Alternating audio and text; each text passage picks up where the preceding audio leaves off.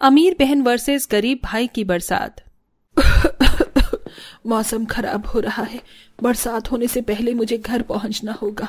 ये कहते हुए गरीब दुखिया तुलसी तेज तेज पैर बढ़ाने लगती है। तभी मानसूनी हवाएं चलने लगती हैं और ताबड़तोड़ बारिश होने लगती है और बिजली के कड़कने की आवाज से झोपड़ी में इंतजार कर रहे उसके दोनों बच्चे डर जाते हैं।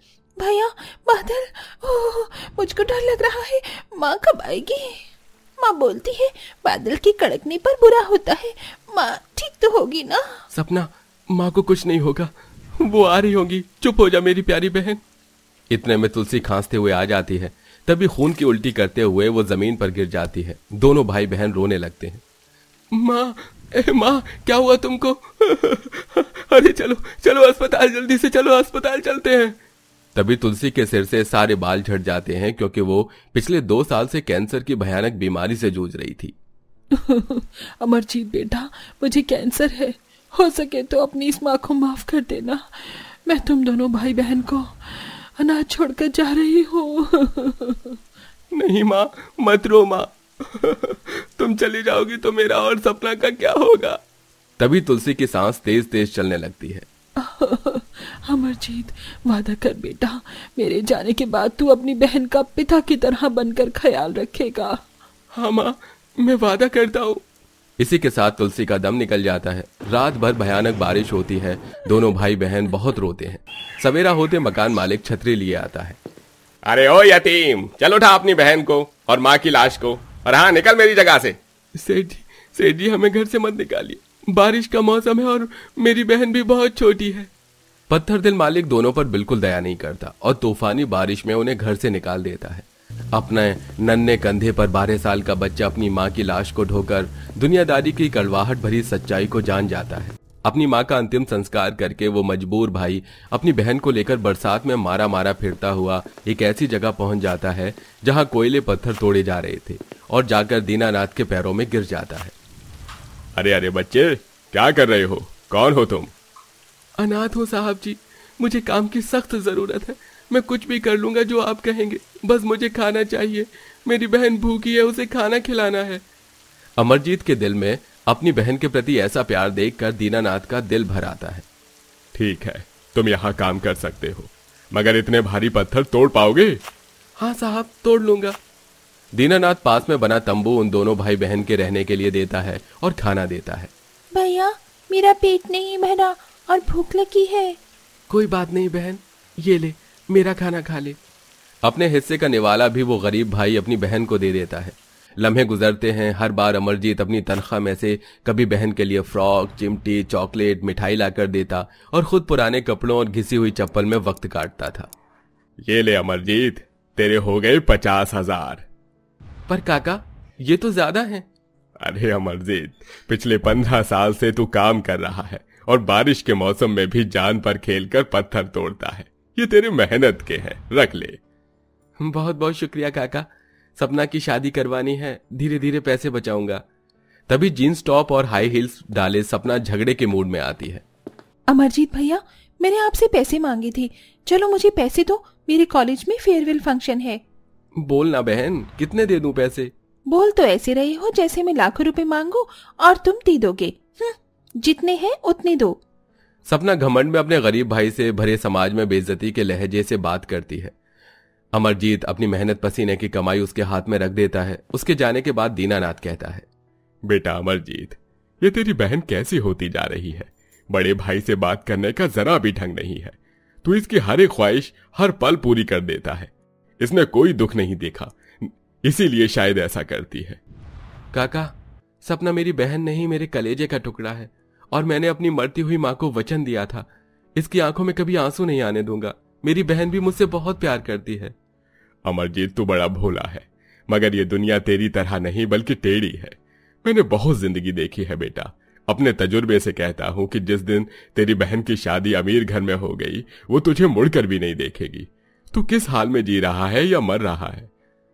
दीनानाथ की बात इतनी कड़वी थी उतनी सच भी, क्योंकि सपना शेखर नाम के अमीर लड़के को डेट कर रही थी और एक दिन बहुत जोरदार की बारिश में सपना महंगा सा हैंड पर्स टांगे हुए झोपड़ी में आती है। सपना, मेरी बहन तू आ गई। ये देख, तेरे लिए मैंने रिश्ते देखे हैं। तस्वीर देखकर बता तुझे कौन सा पसंद है। तभी घमंड में सपना उल्टा जवाब देती है। भैया, आप अपना ये मिडिल क्लास बजट का रिश्ता अपने पास रखिए, क्योंकि मैं जिंदगी भर गरीबी में नहीं गुजार सकती, और वैसे भी मैंने अपने लिए लड़का ढूंढ लिया है। सपना, क्या तुझे अपने भाई पर भरोसा नहीं था जो तूने खुद से लड़का चुन लिया? बुरा मत मानना भैया, मगर आप तो खुद ही इतने गरीब हो, कौन सा मुझे अमीर घर में ब्याह देते। सारी जिंदगी तो इस झोपड़ी में निकल गई, आपने आज तक किया क्या है? अपनी घमंडी बहन की तानेबाजी सुनकर उस गरीब भाई के दिल पर बहुत चोट लगती है। अमरजीत अपनी बहन की खुशी के लिए उसकी शादी शेखर धवन से कर देता है। अब दोनों भाई बहन की जिंदगी अमीरी गरीबी के तबके में बदल जाती है। सपना, मैं ऑफिस जा रहा हूँ। बिल्कुल नहीं, आज तुम कहीं नहीं जाओगे।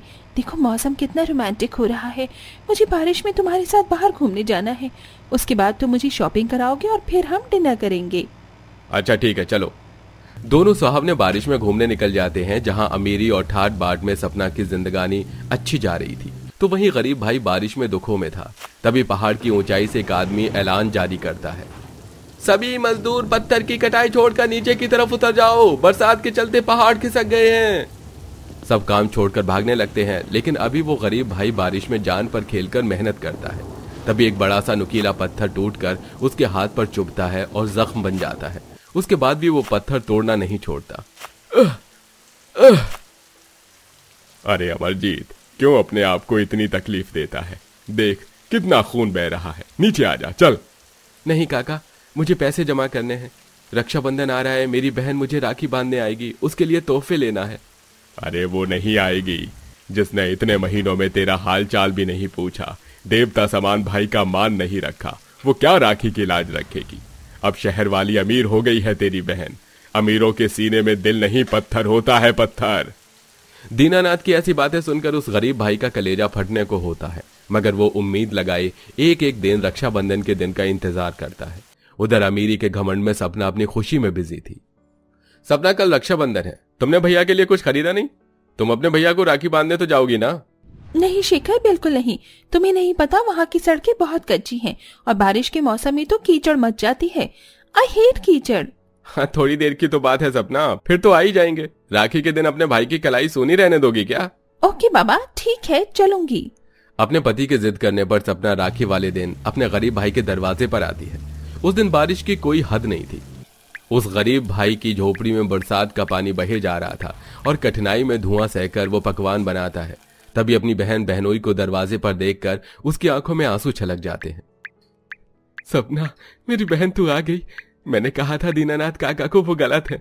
वो पता नहीं कैसे कैसी बातें कर रहे थे कि तू मुझे अपने ससुराल जाकर भूल गई है, लेकिन मैं जानता था तू आएगी। कब से तेरा रास्ता देख रहा था। यहाँ बैठो आप दोनों। अपने गमछे से कुर्सी साफ करके वो दोनों को बिठाकर अपना बनाया हुआ व्यंजन परोसता है। ये लो, खाओ दोनों, आप खाओ। उसे खाते ही सपना को अपने गरीब भाई के संघर्ष भरे अपार गरीबी के दिनों की याद आ जाती है और उसकी आंखों से समंदर बहने लगता है। अरे अरे क्या हुआ, मिर्च लग गई क्या? माफ कर दे, पानी लाता हूं। जैसे ही अमरजीत जाने लगता है तो सपना उसका हाथ रोक लेती है। भैया मुझे माफ कर दो, तुमने मेरी खातिर क्या कुछ नहीं किया। अपना बचपन, पढ़ाई लिखाई, अपनी ख्वाहिशों को मेरी खुशियों पर वार दिया, और मैंने क्या किया? अपनी जिंदगी बसाकर चली गई, तुम्हें गरीब करके। इस बारिश के मौसम में तुम इतने दुख परेशानी में थे। रो मत सपना, तुझे पता है ना मैं तेरी आंखों में आंसू नहीं देख सकता। चलिए, आप दोनों भाई बहन का रिश्ता अच्छा हो गया। भैया एक विनती है, मेरे कपड़े के कारखाने हैं, मैं चाहता हूं आप उसे संभालें। बहुत कष्ट सह लिया आपने, अब बस कीजिए। हाँ कर दो ना भैया, प्लीज। बहन की आंखों में भरे आंसू देखकर अमरजीत हाँ कर देता है, जिसके बाद उसके गरीबी वाले हालात और दुख दोनों दूर हो जाते हैं और दोनों भाई बहन अपना नाता अच्छे से निभाते हैं।